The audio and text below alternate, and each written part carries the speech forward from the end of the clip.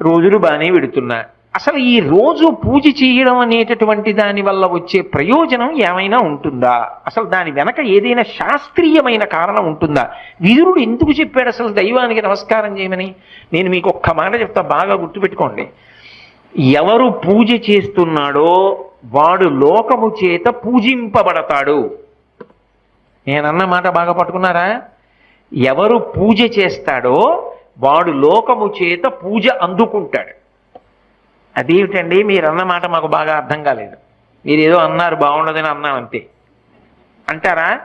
మీకు వివరణ చేసే ప్రయత్నం చేస్తా. పూజ అంటే ఏమిటి? పొద్దున్నే దేవుడి దగ్గరికి వెళ్ళో దీపం పెడుతున్నా. ఎందుకు? ఎవరు భగవంతుడు?